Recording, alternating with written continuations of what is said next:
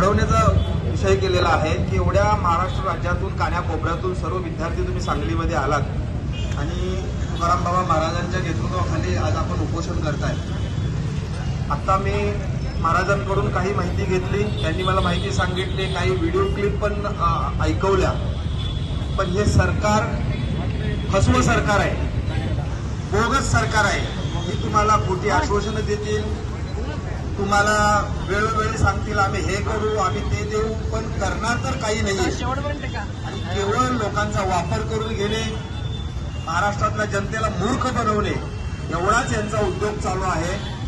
जर मुख्यमंत्री त्यावेळेचे एकनाथ शिंदे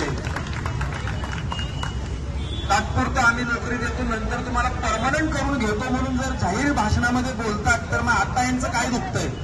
आता यांनी करून घ्यायला हवं होतं ना, आता सरकार यांचंच आहे।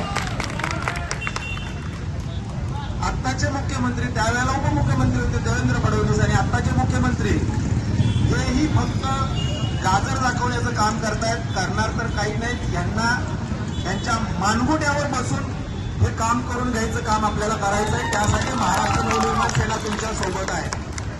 मी आताच सन्माननीय अमित साहेबांशी कॉल केला तर ते कामात व्यस्त असल्यामुळं तिथं आवाज पण जात नव्हता, माझ्याशी बोलले पण आवाज जात नव्हता व्यवस्थित। मी त्यांच्या व्यवस्थित ही गोष्ट कानावरती घालतो, सन्माननीय राजसाहेबांकडे बाबांची बैठक लावतो आणि त्यानंतर तुम्ही जर सर्व 1,34,000 विद्यार्थी जर बरोबर असाल तर नक्कीच मुख्यमंत्र्यांच्या मानगुट्यावर बसून तुम्हाला न्याय दिल्याशिवाय महाराष्ट्र नवनिर्माण सेना गप्प बसणार नाही, एवढे या ठिकाणी मी आश्वासन देतो आणि तुमच्या ह्या उपोषणाला महाराष्ट्र नवनिर्माण सेनेच्या शुभेच्छा देतो आणि थांबतो। जय हिंद, जय महाराष्ट्र।